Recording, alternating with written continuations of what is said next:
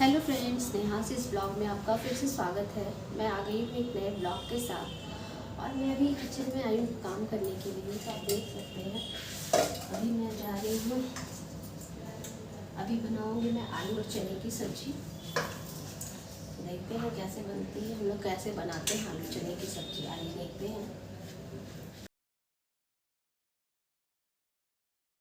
तो फ्रेंड्स, मैं आ गई हूँ आलू चने की सब्ज़ी बनाने के लिए किचन में। और सबसे पहले मैं कढ़ाई को गर्म करूँगी और उसमें सरसों का तेल डालूँगी। सरसों तेल में ही सब्ज़ी बनाना ज़्यादा टेस्टी होता है, क्योंकि हम लोग ज़्यादातर सब्ज़ी सरसों के तेल में ही बनाते हैं। तो सब्ज़ी बनाने के लिए मैंने सरसों का तेल डाल रखा है। और एक तरफ और मैं दूसरी सब्ज़ी बनाऊँगी, और दूसरी सब्ज़ी वो है बैंगन आलू की सब्ज़ी, जो मैं आपको दिखाऊँगी कि हम लोग कभी कभी बैंगन आलू की सब्ज़ी कैसे बनाते हैं। तो वो भी सब्ज़ी बहुत टेस्टी लगती है, तो मैं आपको दिखाऊंगी। तो सबसे पहले मैंने तेल गर्म कर रखा है, उसमें हींग डालूंगी थोड़ा। मुझे ये सब्जियों में हींग डालना बहुत पसंद है, क्योंकि हींग डालने से सब्ज़ी सब बहुत ज़्यादा टेस्टी बनती है। और उसके बाद में कटे हुए आलू और प्याज को अच्छी तरह से धुल करके कढ़ाई में डाल दूँगी, और उसे बीच बीच में चलाती रहूँगी जब तक लाल ना हो जाए। अच्छी तरह से लाल होना बहुत ज़रूरी है, कि जब प्याज अच्छी तरह से फ्राई हो जाते हैं तो सब्ज़ी बहुत टेस्टी बनती है। तो मैं पहले उसे डाल दूँगी, आलू प्याज दोनों को अच्छी तरह से फ्राई होने के लिए। और दूसरी तरफ दूसरी सब्ज़ी बनाने के लिए जो मैंने बताया आलू बैंगन की सब्ज़ी बनाऊँगी, तो उसमें मैंने लहसुन और हरी मिर्च का तड़का लगाऊँगी, मेथी का फ़ौरन डालकर। तो ये जो सब्ज़ी बनती है बिल्कुल सादी बनती है, लेकिन बहुत टेस्टी होती है, खाने में बहुत अच्छी लगती है। आप कचौड़ियों के साथ या फिर रोटी पराठा के साथ भी सर्व कर सकते हैं।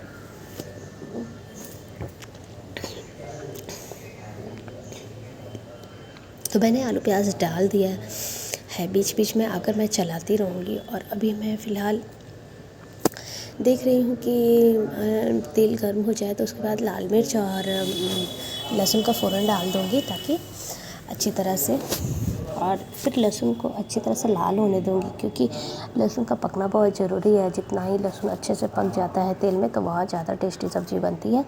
तो पहले मैं इस तरह से कर लूँगी, उसके बाद आकर के देखूँगी कि फिर मुझे क्या करना है। तो जैसे मैं बता रही थी कि बहुत ज़्यादा तेल मसाला की सब्ज़ी नहीं खानी चाहिए। कभी कभी ऐसा होता है जो सादा सब्ज़ी बनाकर हम लोगों को खा लेना चाहिए, कि बहुत लोग ऐसे होते हैं जो कि तेल मसाले वाली सब्ज़ी ही खाना पसंद करते हैं, सादा सब्ज़ी खाना उन्हें पसंद ही नहीं आता। तो मैं मिर्च डाल रही हूँ दूसरी सब्ज़ी में। मैंने बताया था कि सब्ज़ी में हरी मिर्च काट कर डालूँगी, तो मैंने इसी तरह से हरी मिर्च काट कर मैं डाल रही हूँ। और ये जो सब्ज़ी बनती है ना, बहुत अच्छी लगती है। कहने को है कि बहुत बनाना भी इतना आसान है, जो बैंगन की सब्ज़ी खाना पसंद नहीं करते हैं वो भी बहुत अच्छे से खाते हैं, वो भी बहुत मन से खाते हैं ये सब्ज़ी। और आप इसे कचौड़ियों के साथ या फिर पूड़ी के साथ या फिर पराठा के साथ भी सर्व कर सकते हैं।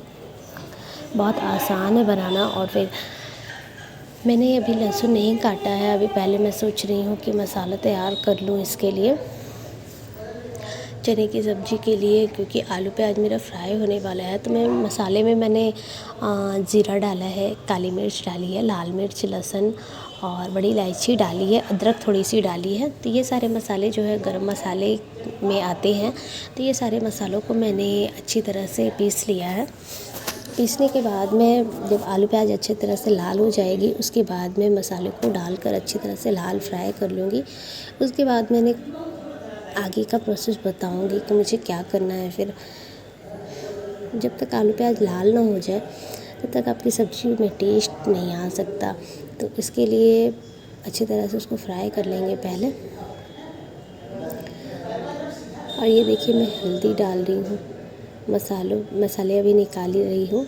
पहले मैंने प्याज को अच्छी तरह से पीस लिया है, क्योंकि आप अगर प्याज डालते हैं, यदि आप प्याज डालते हैं सब्ज़ी में और आप पहले ही मिक्सर उसमें उसे चला लेंगे, तो फिर बाद में आपको मसालों के साथ उसे चलाने में दिक्कत नहीं होगी। क्योंकि कई बार ऐसा होता है कि प्याज ज़्यादा हो जाता है और फिर आप पानी की मात्रा डालेंगे तो अच्छी तरह से वो पिस नहीं पाता, और वो ऊपर से मतलब निकलने लगता है। तो इसलिए पहले मैं प्याज को चला ली हूँ, ताकि मैं बाद में अच्छी तरह से मसालों को भूंज लूँगी। अब लहसुन और लाल मिर्च जब मेरा लाल हो गया है, तो मैं उसमें कटे हुए बैंगन आलू डाल दूँगी। और डालकर अच्छी तरह से पहले बैंगन आलू को भूंज लूँगी।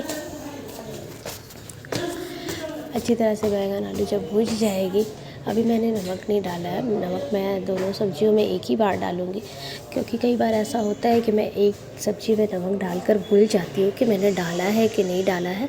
तो मैं बार बार चला लूँगी, पहले देखूँगी कि प्याज आलू लाल हो रहे हैं कि नहीं, और लाल हो जाने के बाद ही मैं नमक डालूँगी, क्योंकि दो सब्ज़ी जब एक साथ बनती है तो दोनों सब्जियों में एक ही बार नमक डाल दो तो सही रहता है। वैसे ध्यान रहता है कि मैंने नमक डाल रखा है, क्योंकि कई बार ऐसा होता है कि एक सब्ज़ी में डाल दो, एक सब्ज़ी में ना डालो, तो ध्यान ही नहीं रहता कि मैंने किस सब्ज़ी में डाला है, किस सब्ज़ी में नहीं डाला है।